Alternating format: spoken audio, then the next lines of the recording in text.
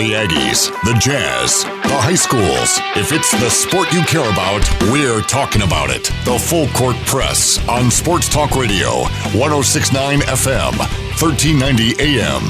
The Fan.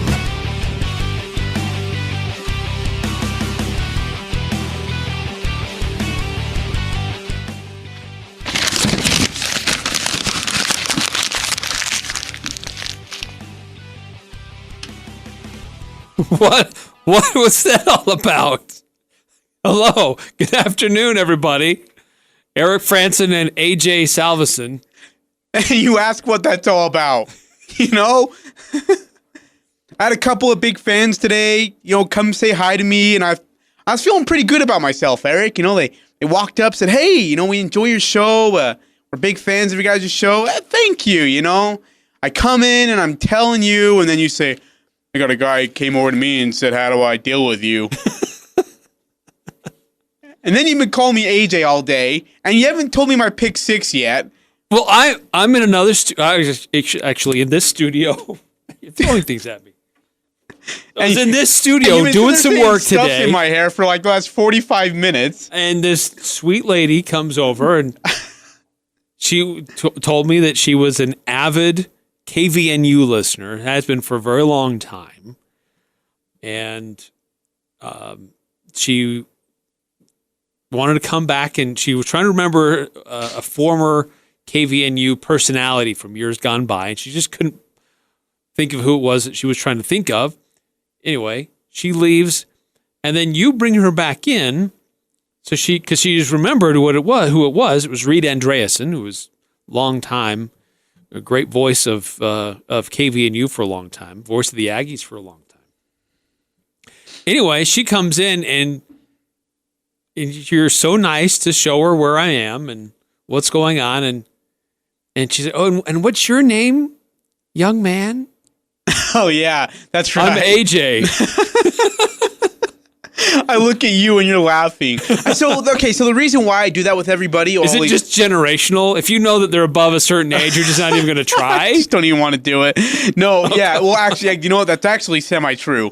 So, like when I go to restaurants, like a fast food restaurant or whatever, for some reason, to say the name Ajay is really hard for 95% of the people I meet. Really, really difficult for them. They're like, Ajay? No, Ajay. RJ? No, it's Ajay. Oh, Ajay. No, it's Ajay. When I used to try to do the voice to call, like, hey, phone, I'm not going to say it because it'll activate here in the studio, and I don't want that.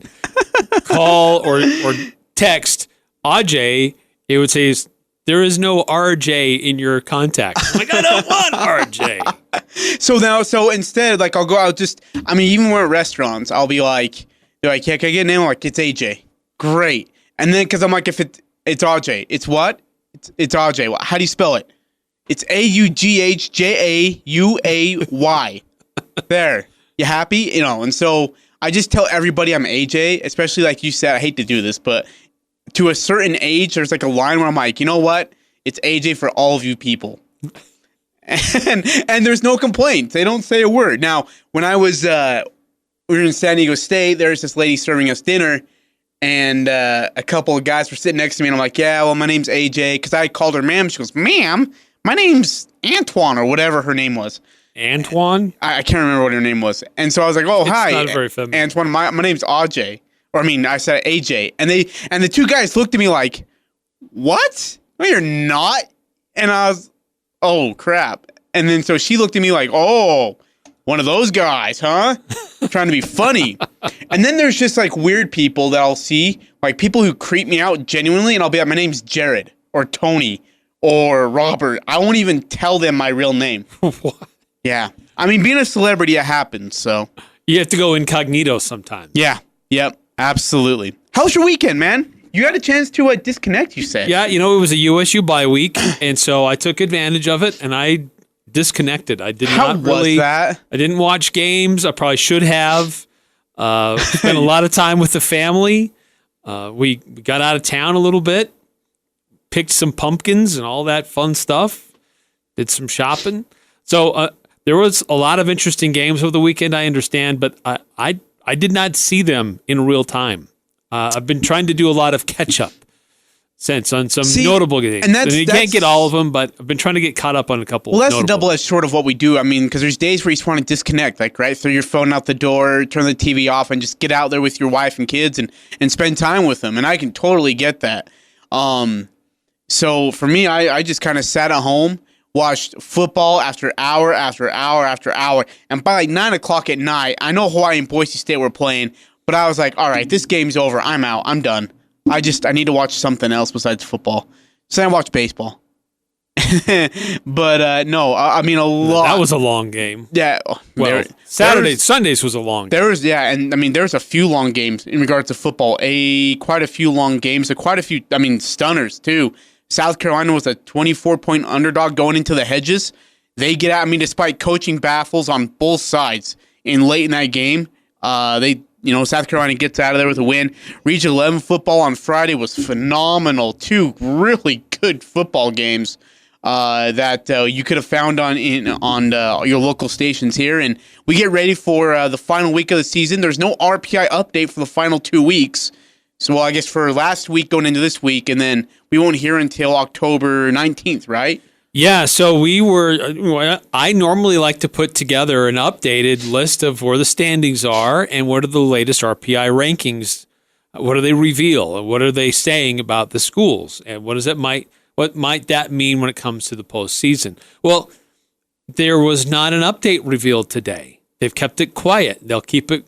They'll do one final one next Monday when they'll reveal those. And so they wait until all the games are played this week, and then they'll tabulate it all for the postseason, and that'll be updated next week. But as it stands right now in the region, we do have those standings, and it's pretty clear what the standings are. There's not like you have to look at tiebreakers and who played whom, where, and when. It's pretty cut and dry. But before we get into what the standings are, Ajay, there were, as you said, some real doozies Friday night. You had 2 overtime games. Yeah, how about that? One that featured a ton of offense and one that featured a ton of defense. Really interesting how they were quite opposite of each other. Green Canyon and Logan, 36-35 for the Wolves. Green Canyon lines up to kick the extra point. Logan calls a timeout. Coach Andersen says, all right, you're going to try to block my field goal or my point after? All right, let's line up and go for 2. Kind of a gutsy move, and it really paid off. Is. Like, there's times to do it, and there's times where, like, let's go for overtime here. We have a good enough team to be able to get us into it. And to be quite honest, with all due respect to Logan, Green Canyon, I think, would have won that game in overtime.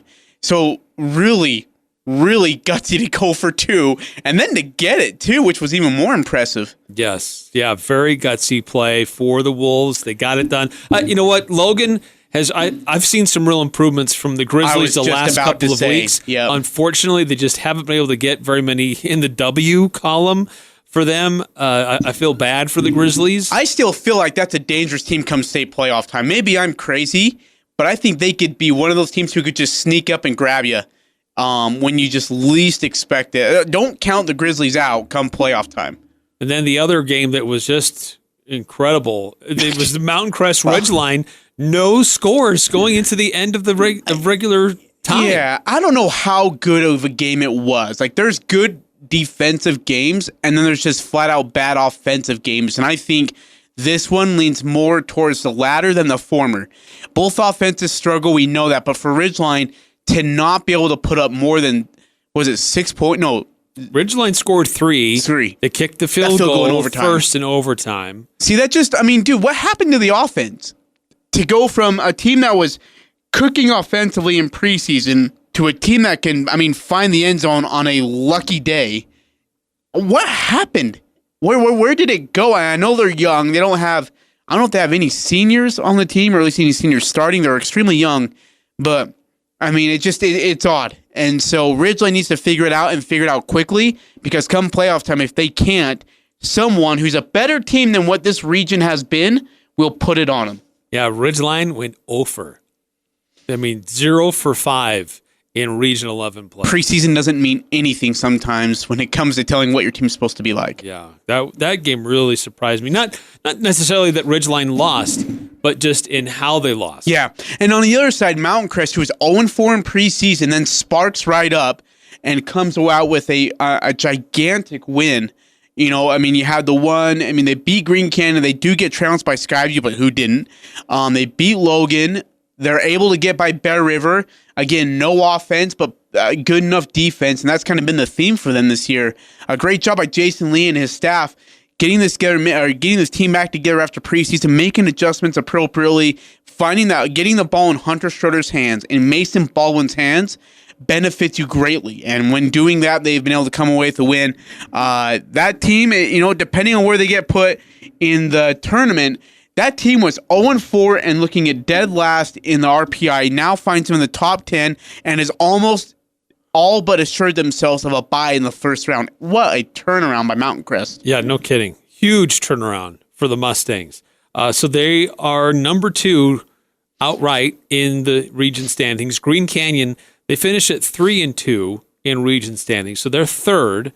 Bear River is 2-3. Logan 1-4, Ridgeline 0-5, Skyview's on top. They have looked dominant. They have not lost a region game. And John Newble, if you're listening to us, tell us, make me correct on this, but have not lost a region game since when? Like I think 2 years? Their third straight year. 3 straight years? 3 straight years. So Mason Falsov has not lost a Region 11 football game since he started quarterback. Wow. That's incredible. Yeah, they totally dominated Bear River on Friday. I think they assured themselves of that 2 spot, Eric. And I mean, Park City's your number 1, but I think Skyview's your number 2, no matter what happens with Green Canyon on Wednesday night. Yeah, Green Canyon, will they stay at the number 3? Will they move down a little bit? There's some question there where they finally end up. And will Mountain Crest stay in that top 10? And I think really what happens this week really will determine that a lot for the Mustangs. So Mountain Crest this week, they are on the road. They're at Bountiful, which is a higher classification, but that's a team that's been struggling and is really not that great. Bountiful is 3-6 on the year, 2-3 in their own region. So that for me is probably the biggest game this week for Region 11 teams, because Mountain Crest is right there on that edge. They want to make sure they stay in the top 10. So it's out of region. Some might say it doesn't mean much, but boy, does it ever. Yeah, absolutely. And again, things get tricky with this week. Again, it's a UEA weekend, so games will be on Wednesday. But with Green Canyon, is it Green Canyon at Woods Cross? I forget. Yep, here. Green Canyon is at Woods Cross. That was a really good team. I was going to say, and I mean, they were 9th the last time we saw the RPI ranking. So if Green Canyon can beat Woods Cross, how much can it help them? If enough to get over Skyview? I still don't think so. I think Skyview's earned and deserved that 2 spot. But I think if Green Canyon would be able to win, they would assure themselves the 3 spot. A loss might drop them back 1 more. Who knows? I think Green Canyon is still going to be in the top 10. Oh yeah, they won't drop that far. But Jeez. No, it would be hard to see if they lose, if they'd still remain in the top 5. Yeah, no, okay, top 5. Yeah, if they lose, if they'll be in the top 5 or not, I can definitely agree. And then Mountain Crest out Bountiful. You know, Bountiful is a very bad football team. So how much would a win actually help the Mustangs beating a bad football team? Now, I mean, they are in an upper class. But I just don't think they get that many points off of beating a team that's only won 2 games this year, Eric. Now, a loss, how much does it hurt them? Does it knock them off? Bountiful's won 3 games. 3? So they did win last on Friday then? Yes. Okay, so how much does it help? I mean, then how much does it hurt you if you lose to Bountiful, you know? There's kind of that lose-lose situation with this game. Doesn't help you, but it could definitely hurt you if you lose. Right. I think that it helps because it's a higher classification team. And it is a game. Some schools aren't playing the game this week. So it's another opportunity to add to your total, your win total, improve your win percentage. And so I think that means a lot. Another team who really could be hurt no matter what happens is Bear River. Struggling offensively in just really bad ways. I can't figure it out. I mean, for the life of me, I can't figure out what's happened to them offensively. They get Clearfield at home. By the way, what a gain for Bear River to be able to play Clearfield at home. It's amazing. Clearfield's 1-8 on this 1-8 overall, or 1-6 in region play. If you lose to them, you're going to get bumped back I think a couple of spots. If you win, I don't know if they even budge in the RPI. Yeah, I mean it's not going to. I don't know that it's going to matter tremendously for Bear River anyway. Good point. Because Clearfield is a bad team. It is a higher classification, which will help if Bear River can win that. But it's not like Bear River's going to get a first round bye here. They're not even. No, they're not even playing close. for a bye anymore. They're not close to that anymore. Yeah, no, I agree. By the way, Rich lost to Duchesne 52-0. Preston over Burley 51-13. Bear Lake, how about that? 41-14 winners over Malad. Bear Lake 6-1 overall, 3-0 in region, or in, I guess, I don't know what it's called. Is it called conferences? Conferences, okay. And they get, and how about this game? They get Westside 5-1, 2-0 in their conference on Friday. That will be a would be a dandy of a game. Game will be in Montpelier. How does our pick'ems work this week then? Okay, so that's a great question. So the Cache Valley Media Group Preps Pick'em Challenge, presented by the Logo Shop, the chance to get your picks in for this week closes Wednesday at 5:00. Okay, so this Wednesday then. So, because there's games on Wednesday, there are games on Thursday, there are games on Friday. And because there's games on Wednesday, to get your full point value opportunity, get your picks in by 5:00 on Wednesday. So, there's several different teams to choose from. And all the Utah teams will play on Wednesday. Rich actually will. I take that back. Rich actually will play on Thursday, and then you've got a couple of Idaho games on Friday. So make sure you get all your picks made by Wednesday. And so, by the way, speaking of that, the high score for this last week, Quinn Bamey. Oh, Quinn, my man, got the high score. He had the more points than anybody else. We had 21 perfect picks this week. Was I one of them, by the way? Was I perfect? No, you were not perfect. Really? No. So Quinn gets a $100 gift certificate to Locker 42. Did you change my pick? Because I swear I was perfect. Congrats to Quinn.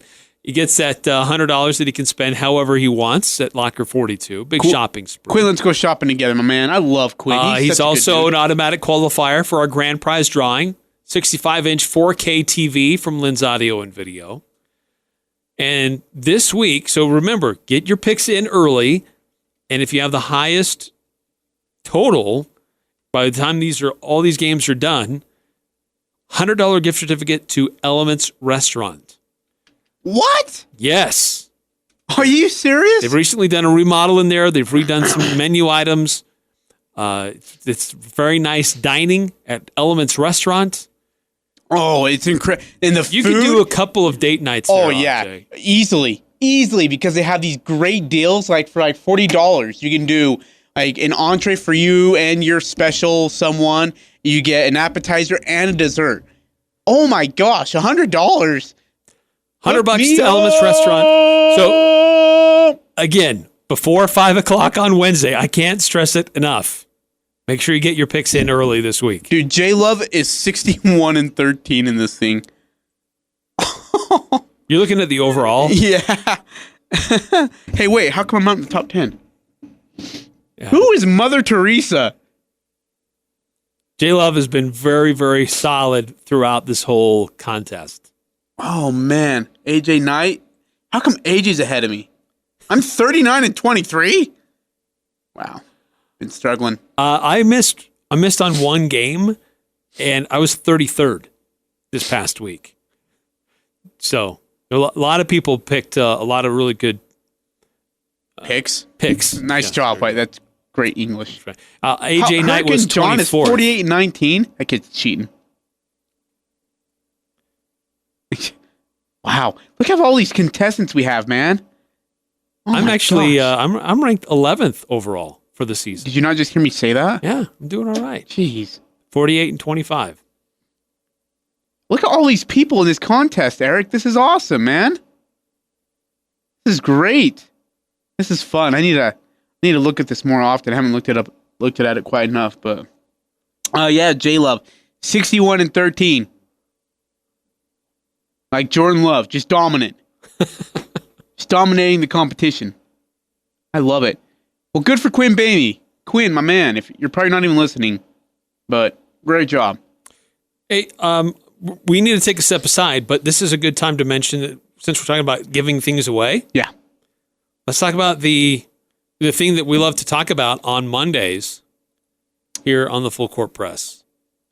Hey, don't forget our brother. I hate you. I hate you. How good's Murray this year? The bread and butter play of the game, sponsored by Old Grist Mill. So this is a play that happened at the Skyview game when they beat Bear River. But if you can correctly identify what the bread and butter play of the game was from the Skyview versus Bear River football game on Friday night, we'll get you 4 loaves of bread to the Old Grist Mill. So if you remember what it was, if you're paying attention during the broadcast, and then after the game, John talked about it again. The bread and butter play of the game, 435-752-1069. If you can correctly identify the bread and butter play of the game from Friday night.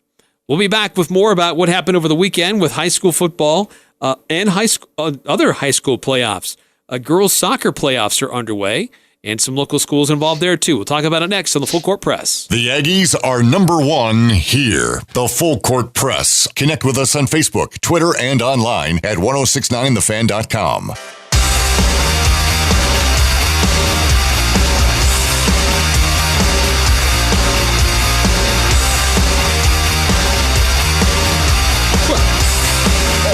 Welcome back. Full Court Press. AJ, you're having a hard time today. Oh, man. You're like beating yourself up over there. Ow. I want workers' comp. Hey, you know what? Speaking of which, I have a complaint with you. Before you get to our complaint, we have a winner for our Bird and Birder. We do have a winner for our bread and butter play of the game. Oh, now you want to say it all serious and professional. So the play was, here's the play. There was a 72-yard touchdown bomb from Case and Carlson to Tate Ballard. There was little less than 2.5 minutes to go in the second quarter. That gave Skyview a 28-0 lead. Amy Fisher called right in and correctly identified it. So congratulations, Amy. Nice job, Amy. Amy gets 4 loaves of bread from the Old Grist Mill. Bread and dinner. You like that? Butter. I have a gripe with you. Oh, okay. Today's a holiday, right?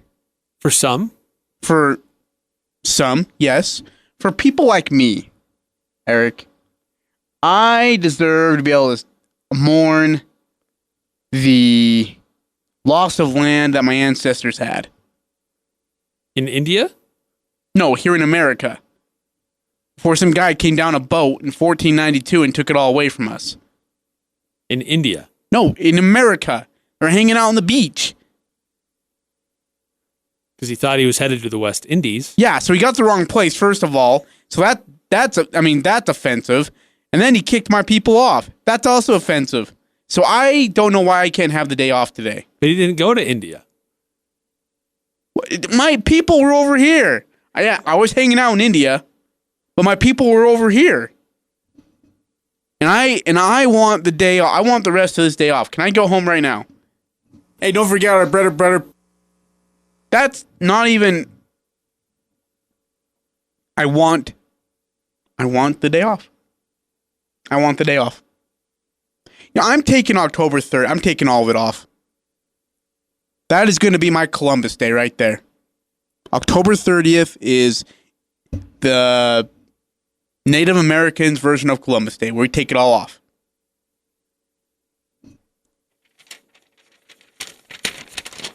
Let's get back on topic, shall we? That was a good topic. Indigenous Peoples Day. It's a big movement going on for that, right? Indigenous? Yes. Hey, we were talking about high school football over this past week. So Region 11 is now concluded. There are these out-of-conference games or out-of-region games that are happening. Everybody has a game on their schedule except for Logan.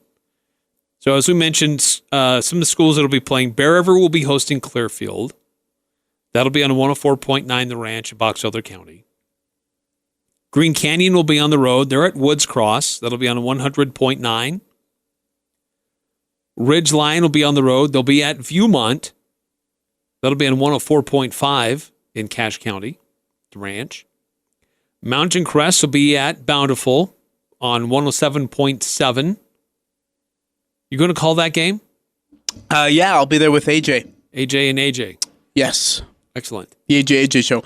You should. And then there's Skyview versus Providence Hall. Mm-hmm. And it's hard to find information on Providence Hall because they're a charter school that just started playing football this year, and they haven't won any games. But we'll have that game for you right here on 106.9 FM, 1390 AM, The Fan, with Hurricane John Newbold. Eric, I was just looking at this. So, we'll get into all the football in our next hour. College, NFL, the whole shebang. But did you hear about that Zach Brown guy from the Eagles, the linebacker, earlier in the week? He had said that, you know what, Kirk Cousins is the weakest part of the Vikings offense. He's what stops the Vikings offense from going. And then he noted how he had played with them because he was a former man of the Vikings and said he could see it, man, in games and practices that he felt like Kirk Cousins was the weakest part. So Kirk Cousins comes out on Sunday and throws for 4 touchdowns and a 38-20 win. Today, Adam Scheffler has just announced that Zach Brown's been released from the Eagles. Oh. I'll show you the weakest link. Oops. Oops. Hey, did you get a chance to, I guess you didn't, you disconnected, but the Jazz game at New Orleans came down to the wire. You know, and I think I've said this before, and I'll say it again to you and to everybody else listening. If we ever get in like serious injury riddled trouble, which don't put it past the basketball gods to just take all their anger out on the Utah Jazz, we're screwed. Like there is nobody who can handle it. Like watching the final part of that game, like no situational awareness, no offensive rhythm or flow. Well, who was on the court? I mean, you're talking about Justin Wright Foreman? Yeah, you're talking about G League guys. Okay. That guy's never going to see the court anyway. No, that's what we say, right? But then come like in February, Donovan Mitchell's sitting because of rest. Rudy Gobert's sitting because of, he didn't make the All-Star team and he's upset. Royce O'Neal's sitting because he's doing dumb things again. Joe Ingles out because who knows why. Mike Conley's out because of age. And so then we're down to like guys like Justin Wright Foreman and guys like George Yang. And I mean, I'm just telling you, if we get to that point, do not expect us to make the playoffs. See, I disagree. I think the Jazz have depth. Well, they have depth, but it's not good depth. There's a difference between having depth and good depth. I think there's enough star power on the team that there's always going to be a really good option on the court at all times. And you have some good depth around them. See, New Orleans, that was their first home preseason game.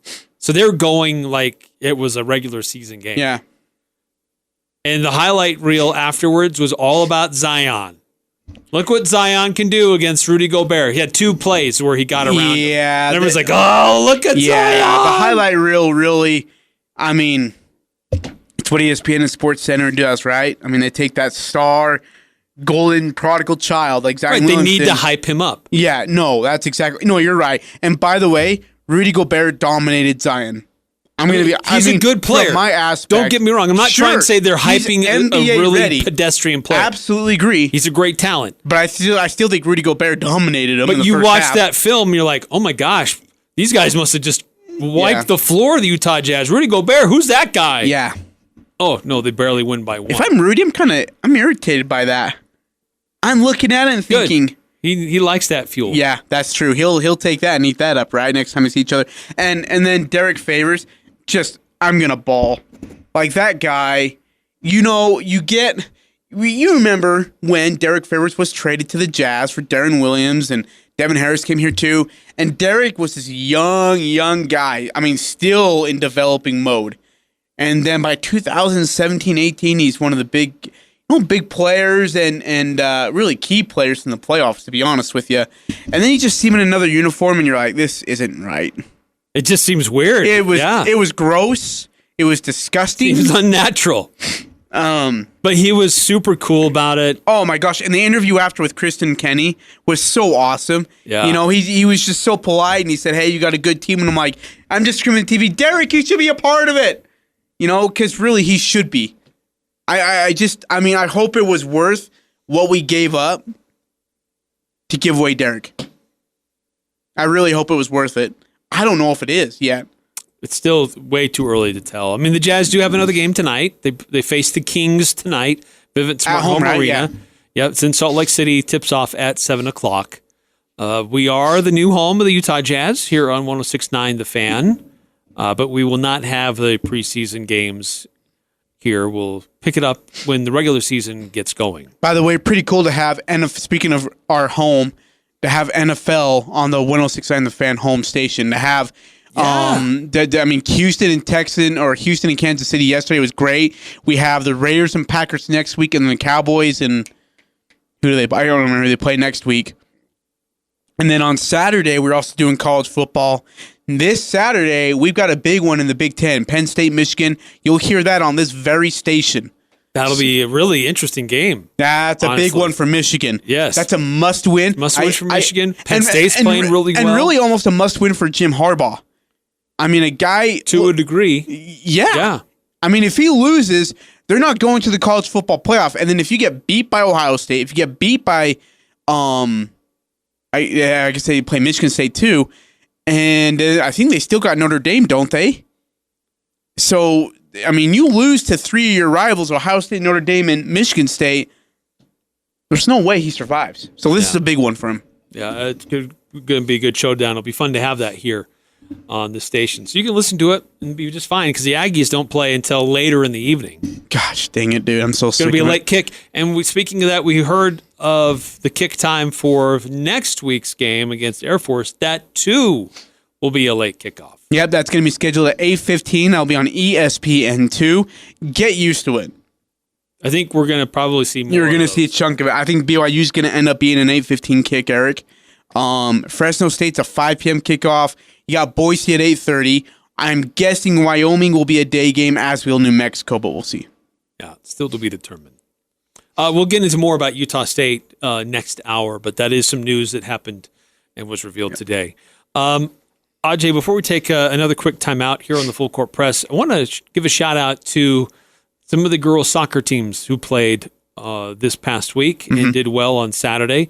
I think it's a little unfortunate that one of the playoff games featured two Region 11 teams facing each other. That's the RPI, man. But you're right. That's how the RPI works. Logan and Bear River squared off against each other. Logan dominated 6-0.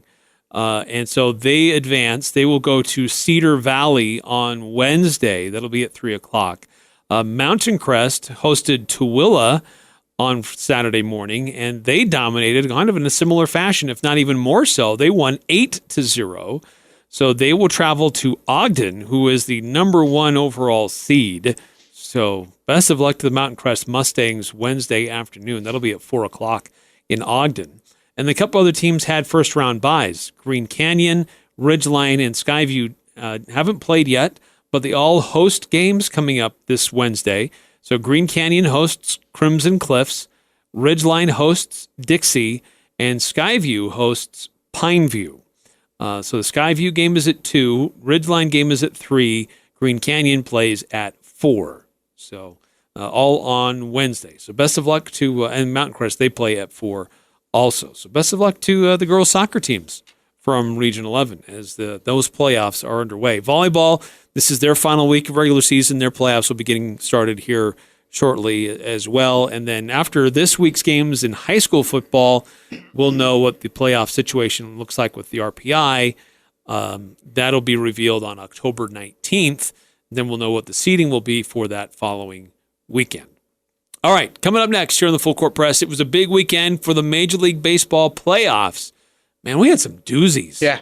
Ajay, we've had some great games in these championship series. We'll discuss that, what's happened so far, game going on tonight. We'll update you on all that coming up next here on the Full Court Press. Interviews, analysis, and a little bit of fun mixed in. The Full Court Press on Sports Talk Radio, 106.9 FM, 1390 AM. The Fan.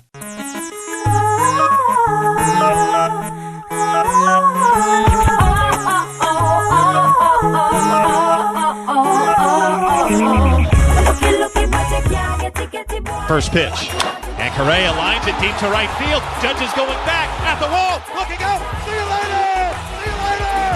See you later! See you later!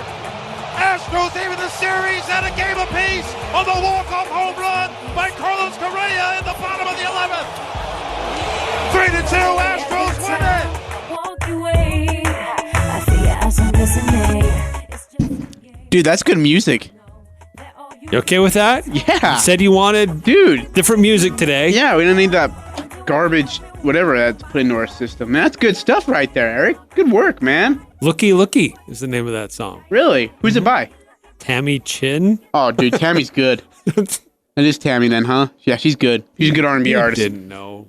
Yeah, I do, man. I'm a big R&B guy, man. That was a huge home run by Correa. Well, no crap. It won the game. It won the game. 11 innings. That game went for over 4.5 hours. And actually, he had himself a game. More than just that, he actually got things started for the Astros earlier in the game. 2-0. And that's hit sharply past the dive of Urshela and down the left field line. Bregman scores, tearing for third base and stopping there Alvarez. An RBI double for Correa. 1-0 Astros. Ajay, what has surprised you more about these two series? What I guess maybe not surprised you more. What has stood out to you the most in these two series? It's been polar opposites of what I thought. I came in here on Friday and said, I feel like the Nationals are going to be exhausted. Cardinals will be able to use that little bit of rest that they got. They're at home, should dispose of the Washington Nationals in Game 1. I don't know what would happen in Game 2. Nationals just came out and slapped the Cardinals around. And in the other series, it's about a heavyweight battle that we thought it would be, right? Lineups 1 through 9, deep bullpens. In fact, the Yankees had only played, their bullpen had only played 4 games in the last 13.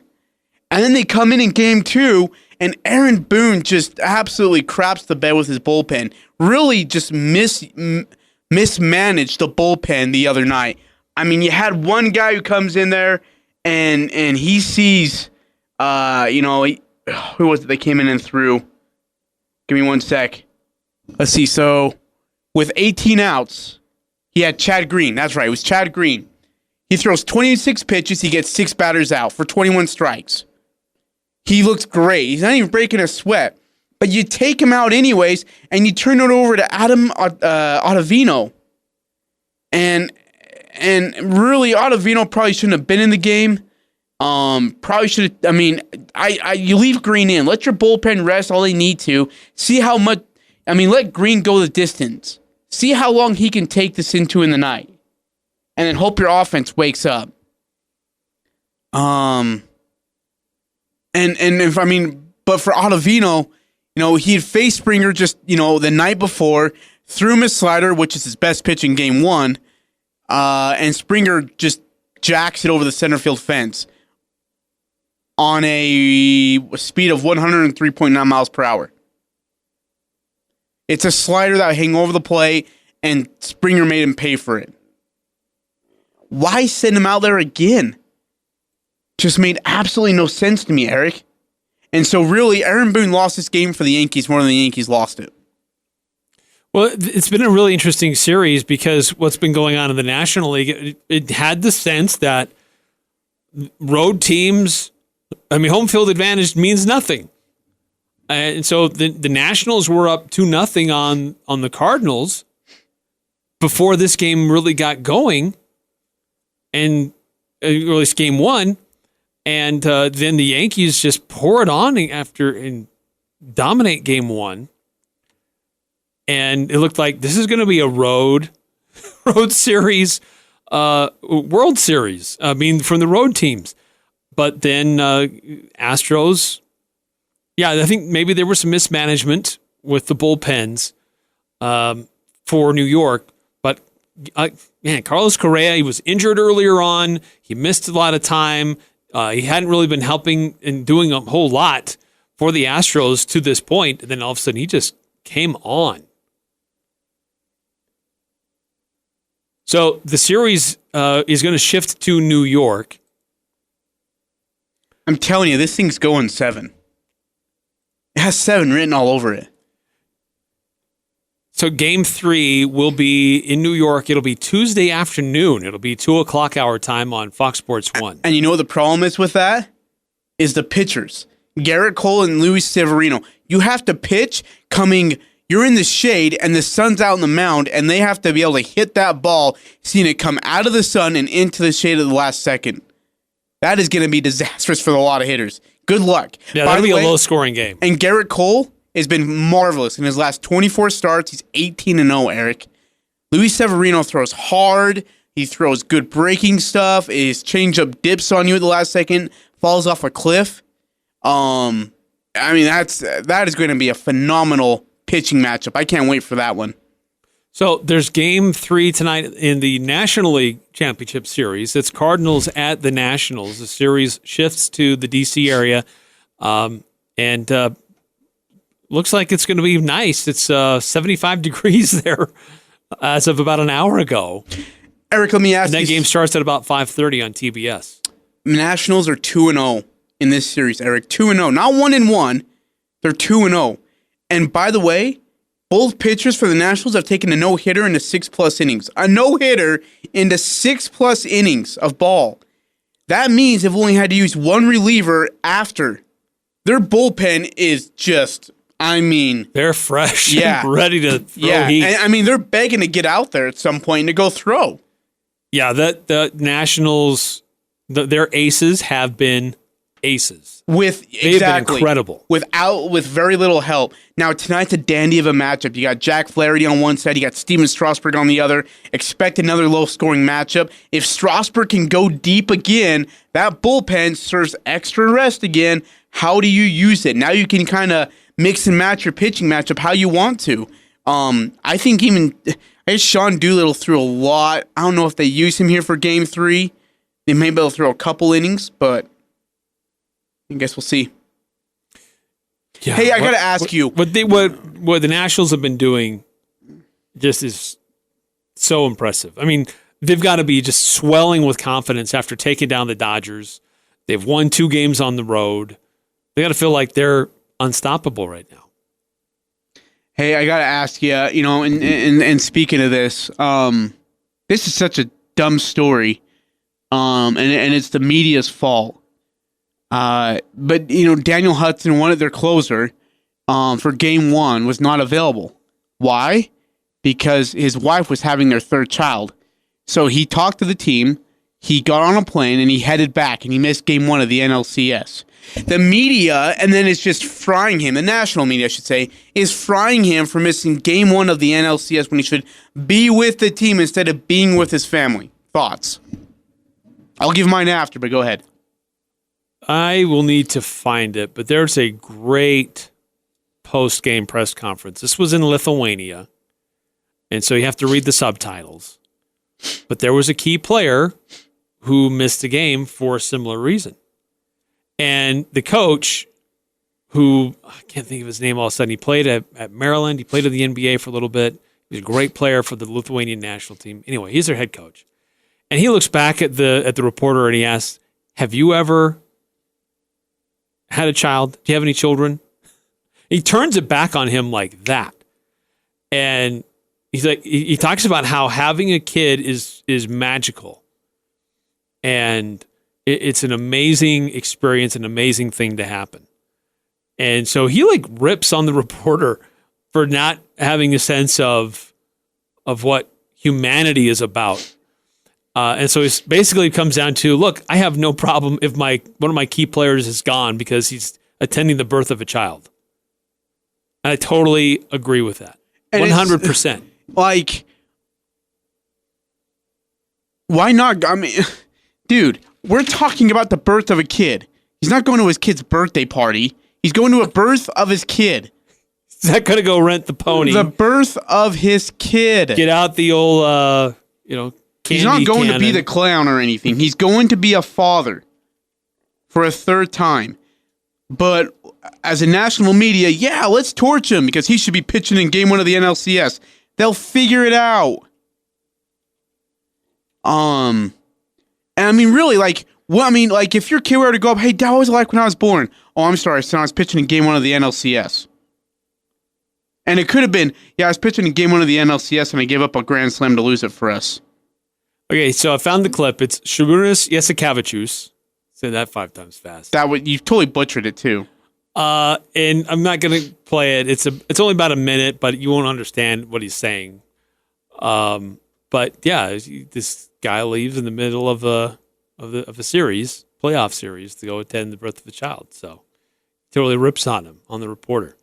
So it's great.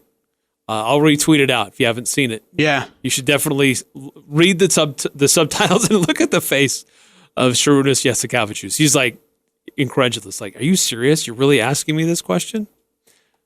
Well, it's just amazing. Like, I mean, one guy tweeted out this is a terribly weak move in the postseason. Regular season, it'd be totally fine. With the championship on the line, not a real Nat. Like, oh man. Yeah, those people they don't have a life. They don't. For them, the sport is everything. And who the hell are you to be able to say whether he can go or not? That's not your call there, genius. It's to call the owner, the organization, the team, the coach, the manager. You go to them and say, hey, look, I'd like to be there for the birth of my kid. If they say no, you're probably questioning their integrity as human beings. But more likely than not, they're probably going to say, yeah, you should probably go and be there for your wife. Because, I mean, and I hate to say this, but who knows if the birth goes as planned.